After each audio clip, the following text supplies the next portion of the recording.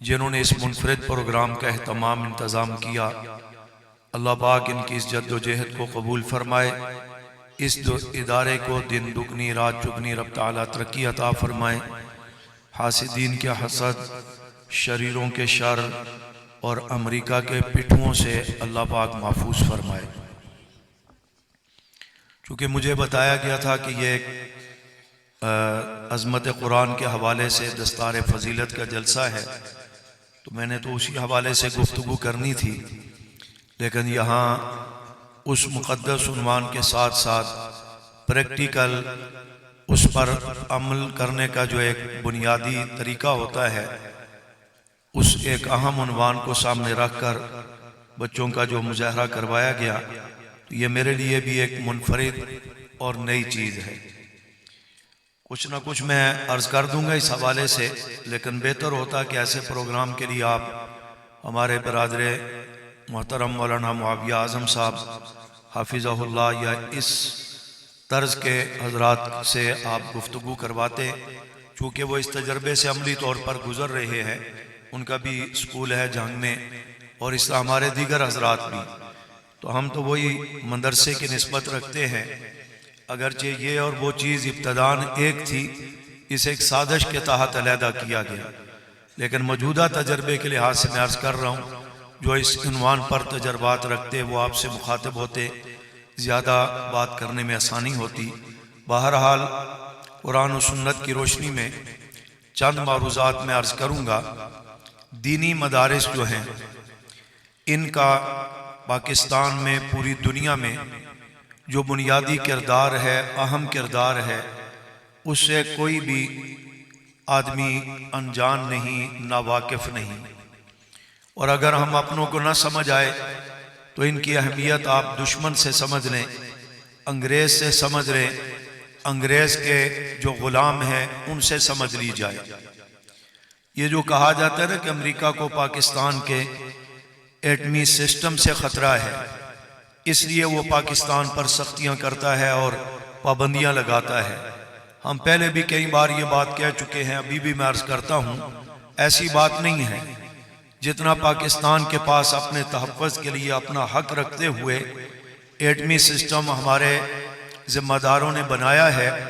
اس سے کئی درجہ زیادہ اس کے اپنے پاس بہت کچھ ہے، اور اس کو مٹانے ختم کرنے کے بھی اس کے پاس بڑے انتظامات ہیں۔ اس کو ایٹم بم سے کوئی خطرہ نہیں ہے، اس کو اصل خطرہ ہے مدارس میں پڑھنے والے ان طلباء سے، ان علماء سے، اور ان بچوں سے جو قرآن و حدیث کی تعلیم حاصل کر کے مفتی بننے جا رہے ہیں، عالم بننے جا رہے ہیں، حافظ قاری بننے جا رہے ہیں، یا اسی انداز میں محدث مفسر بنتے جا رہے ہیں، اور اس سے بھی آگے بڑھ کر کے کہ وہ مجاہد بنتے جا رہے ہیں۔ ان کو ان سے خطرہ ہے، وہ اس لیے پاکستان کے مذہبی طبقے پر بھی، دینی جماعتوں پر بھی، اداروں پر بھی پابندیاں لگاتا ہے۔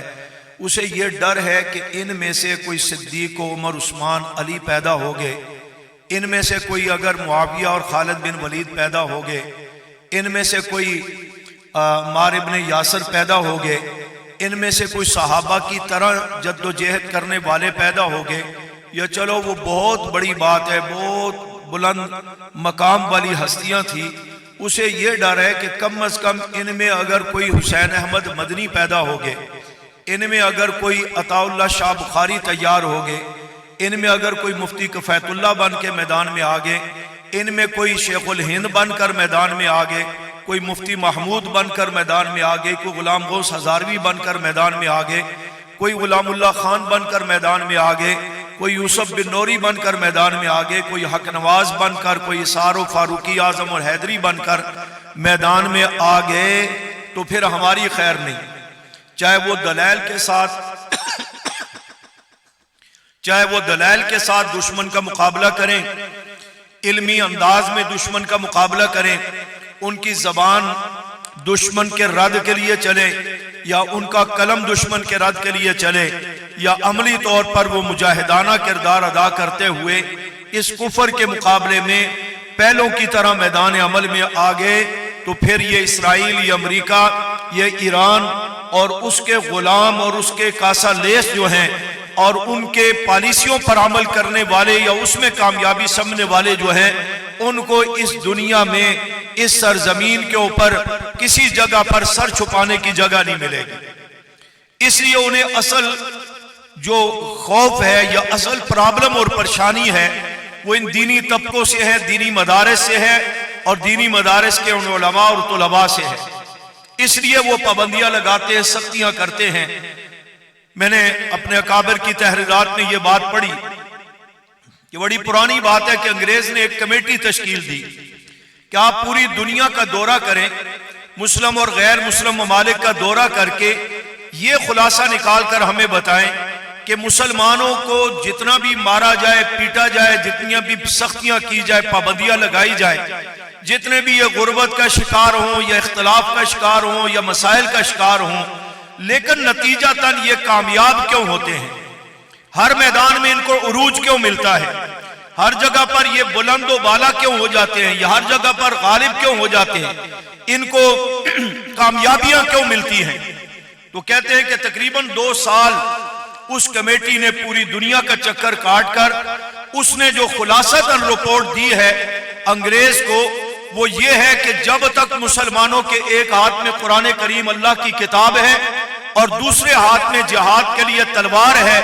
علم جہاد کو بلند کیا ہوا ہے، آپ ساری دنیا کی مادی طاقت لگا دو، آپ ہر لحاظ سے ان کو پابند کر لو، ان کے لیے مشکلات پیدا کر لو، یہ وقتی طور میں تو ہزیمت کا سامنا کریں گے لیکن عزیمت کا، استقامت کا مظاہرہ کرتے ہوئے یہ کسی نہ کسی انداز میں کامیاب بھی ہوں گے، غالب بھی ہوں گے، فاتح بھی ہوں گے اور منزل تک بھی پہنچیں گے۔ یہ اس انگریز نے رپورٹ دی ہے اور حقیقتاً دیکھا جائے اس چیز کو ختم کرنے کے لیے جو انگریز نے پھر پلان کیا ہے، ہم تو میدان جہاد کی بات کرتے ہیں، دشمن کے مقابلے کی بات کرتے ہیں، قتال کی بات کرتے ہیں، یا دلائل کے ساتھ مجادلہ مباحثہ کی بات کرتے ہیں، یا اسی انداز میں ہم اپنے ایمانی جذبوں کے تحت دشمن کے مد مقابل آتے ہیں، ہمارے ہاتھ میں کچھ بھی نہ ہو اور ہم جلسہ کر لیتے ہیں یا جلوس نکال لیتے ہیں، احتجاج کر لیتے ہیں، جہاد کی بات کر لیتے ہیں۔ دشمن نے ہمارے اس ساری صورتحال کو دیکھ کر اس انداز کو اپنایا ہے کہ جس انداز سے ہمارے نوجوان، ہماری نئی نسل کے ہاتھوں سے قرآن کریم، جذبہ جہاد، تلوار اور قلم، دوات، یہ چیزیں اس کے ہاتھ سے چھین لی جائیں۔ چنانچہ وہ بڑے غیر محسوس طریقے سے اس نے مسلمان نوجوان کو اپنی طرف متوجہ کرنے کے لیے اور قرآن و سنت سے دور کرنے کے لیے، دین سے دور کرنے کے لیے، جہاد سے دور کرنے کے لیے، جذبہ ایمانی سے دور کرنے کے لیے، تقوی طہارت سے دور کرنے کے لیے قرآن کریم بھی ان کے ہاتھ سے لے لیا اور تلوار بھی ان کے ہاتھ سے لے لی، اور اس انداز میں لی جس طرح آٹے میں سے بال نکالا جاتا ہے، اس انداز سے لی، اور ان کے ایک ہاتھ میں ٹی وی کا ریموٹ کنٹرول پکڑا دیا، دوسرے ہاتھ میں گیند بلہ ہاکی پکڑا دیا کہ اپنی توانائیاں اس پہ صرف کرو۔ اور اب تو جدید دور ہے، جو چیز کل چھپ کر کے دیکھنے کی تھی یا سینما گھر میں جا کر دیکھنے کی تھی یا گھر میں VCR میں بند کمرہ کر کے وہاں دیکھنے کی تھی، وہ اب موبائل کی صورت میں ہر بڑے چھوٹے مرد عورت کی جیب میں ہے۔ جب چاہیں اس کو آن کریں، جب بھی آن کریں گے تو اس پر اللہ کے خلاف، ختم نبوت کے خلاف، صحابہ اہل بیت کے خلاف، قرآن کریم کے خلاف اور پورے دین اسلام کے خلاف پراپگنڈے زوروں پر ملیں گے، بے حیائی زوروں پر ملے گی، فتنے زوروں پر ملیں گے، تباہی زوروں پر ملے گی، اور نوجوان نسل جو خالی الذہن ہے وہ اس کو دیکھ کر کے براہ راست اثر لیتی ہے، گویا کہ ہم تو وقت کے پابند یا مدرسے کے پابند یا کلاس کے پابند یا موقع کے پابند ہے کہ اس موقع پر اس انداز میں